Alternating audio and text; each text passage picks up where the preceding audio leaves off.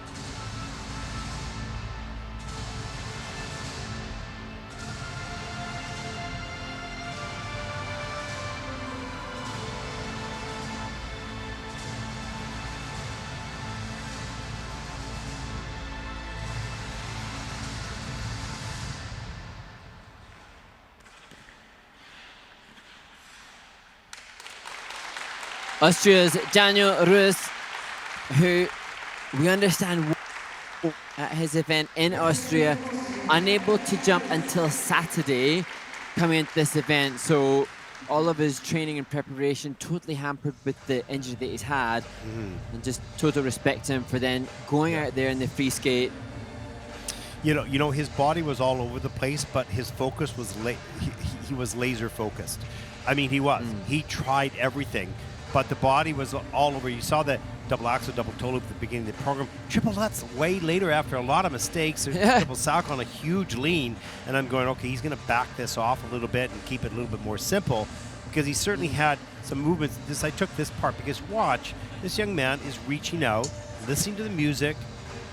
He's not panicking about the misses that he's had. He's taking this part and each phrase as it comes. And you have to appreciate that effort. It's hard for young men to do that. And he's making that effort to work with the music and the choreography. But here, later on the program, there's a triple Lutz. He tries that. I couldn't believe it. Kicks all the way around, and okay, now his body's out everywhere. Yeah. A little bit out of control because of what you've just said, but boy, his effort, though, he was not going to back off or give in. Yes, and his father, Michael, explained he's 4 other siblings, all skaters, skating family. His mother loved figure skating, and indeed he will pair skate with his sister Anna, who's 13. He's having a break from that because of the injury at present, but you sense again this confirmation of an entire family unit. And his dad said that Daniel loves helping other skaters as well, and you get that sense of openness in his movement pattern as well. Thank God you do a lot of research. It's like you interview each family before you skate. It's like you sit down and have a fireside chat. It's amazing. Good for you. Love it. Well, it's very interesting. You know, background of these skaters. You don't know much. We don't know anything about their families or what trials and tribulations before or after these events. But when you do your homework, which you do, you find out. And that's why, you know, I'm so glad that we can explain, give context for Daniel knowing he's been injured as to why some of those mistakes happen, and why in the Kiss and Cry now he looks unfazed by mistakes made, because he's aware that until Sunday, he didn't know if he'd be able to skate in the event at all, and he's got through both the short program and now the free skate. Yeah, and I love the fact that he didn't get too upset with the misses. He was trying to do all aspects of the program, which was choreography and jumping and spinning and everything. He just wasn't ready or fit for all the jumps at this point. But he didn't let the rest go, and I really appreciate that. At an early stage, that's for sure.